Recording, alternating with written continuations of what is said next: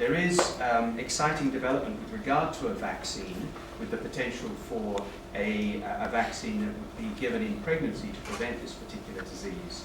So we are at the moment involved in a study which is aiming to do several things. One is to enhance our national surveillance on Group B streptococcus.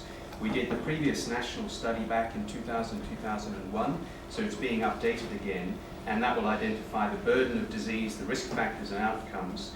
Because pregnancy vaccination is the likely route for the use of this vaccine, we're also doing work on attitudes of pregnant women and attitudes of healthcare workers toward pregnancy vaccination.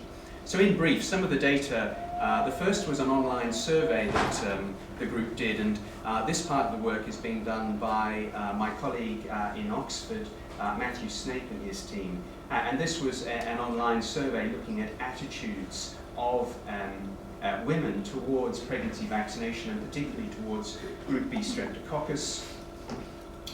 In brief, we found that 2/3 of women did not know what Group B strep was, so that's clearly important to know that in moving forward. However, they were very open to the idea of vaccines in pregnancy and taking part in studies of the vaccine in pregnancy. Part of this survey was to provide information halfway through the survey about Group B streptococcus, which clearly many did not know about. And with that information, the interest in a vaccine increased significantly.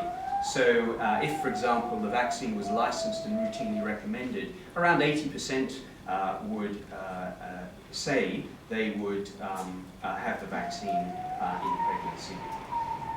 There is a discrepancy between survey answers and vaccine uptake with regard to other vaccines, the whooping cough vaccine and influenza. So the next part of this work is trying to understand the decisions that pregnant women and healthcare workers take with regard to vaccination in pregnancy. How do pregnant women make decisions about vaccination?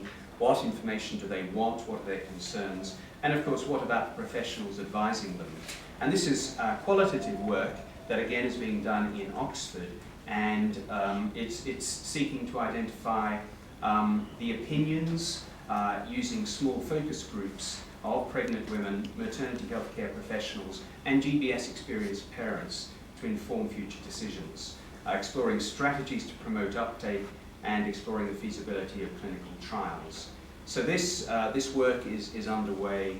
Indeed, this work is now finished, and the data are being put together. The second part of this is to look at healthcare workers, and this is based on a questionnaire which is ultimately being sent to, or has been given to, around 700 individuals, pregnant women, maternity workers, and neonatologists, and we have responses from 600 so far. And the third part is about the surveillance study, which is a repeat, as I say, of the previous national surveillance study back in 2000-2001. And I won't spend any time on the methodology, but it's being done in the same way, and what we're aiming to do, of course, is to identify the current burden of disease at a point at which, so that we are ready for potentially the introduction of this vaccine, which will aim to reduce the burden of disease. A number of factors are being obtained with regard to cases, and we have information already, complete information, on 320 cases. The surveillance finishes now after a 13-month period, but all of the cases are still coming in, so these are not final data. In terms of early data, there is nothing potentially surprising here so far. In terms of the distribution of early onset and late onset of the serotypes, because the serotypes are important, as the vaccine is a serotype-specific vaccine. Meningitis, the deaths, of course, clearly deaths are a significant burden, as is disability. There are a large number of people involved in this surveillance study. I'll particularly highlight Catherine O'Sullivan, who is coordinating the study and is here in the audience. And there are a large number of people involved in the qualitative and attitudinal work as shown here.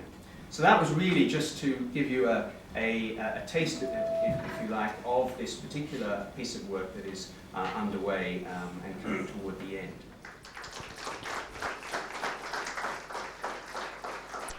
You would say that that GPS and E. coli, you know that the children pick these up from maternally, and you mentioned listeria is environmental. What about the other two? Is there any feeling of where the children are picking up at this very young age? Is it maternally carried listeria and pneumococcus? Or?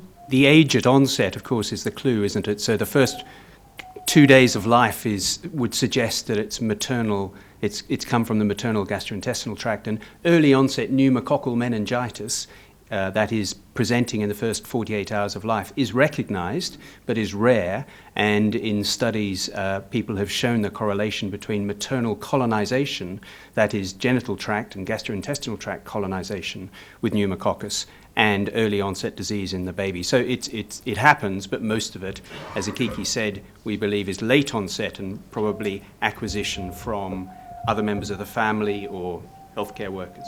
I just wondered if you know yet whether the disability on discharge, you'd expect it from the meningitis cases, and as far as I know, there's not a lot known about the GBS sepsis cases and what the sort of percentage was of the sepsis cases that had disability on discharge? It's too early, actually, to answer that, I'm afraid. But as you point out, disability is particularly associated with meningitis. And the long-term follow-up studies that have been done have really focused on meningitis. We do think there is disability, of course, associated with sepsis and pneumonia. That's harder to quantify, but I think in some other work that's being done, we are trying to do that. But clearly, the bulk of disability is associated with meningitis. But too early to answer that specifically. I wonder if you would share your view of when you think a maternal vaccine would be available on the shop floor, sort of not just developed. Secondly, in the interim, what we can be doing to prevent more of these infections in neonates. The GBS conjugate vaccine, of course, is progressing, as you and others know, very well into phase 2 and potentially now phase 3 trials.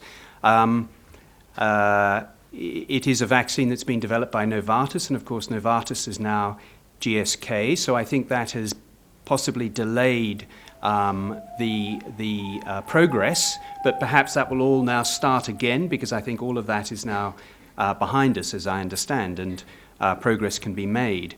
There are still a number of critical questions in getting this vaccine through and licensed, amongst which is whether an efficacy trial is required for this vaccine to be licensed, which would need to be a large trial, and it's not certain where that trial could and should be done.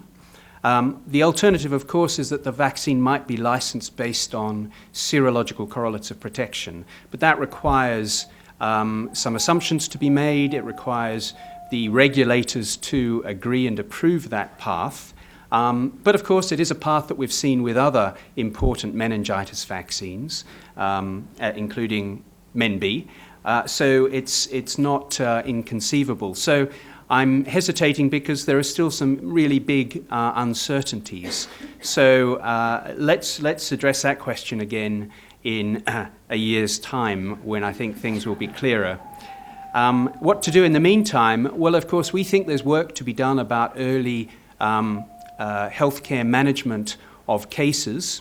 There is still work, of course, to be done in prevention in terms of early onset Group B strep through better application of intrapartum antibiotic prophylaxis and getting the guidelines right. And there's a whole body of activity currently underway, as you well know, particularly through the National Screening Committee, evaluating different options for doing that.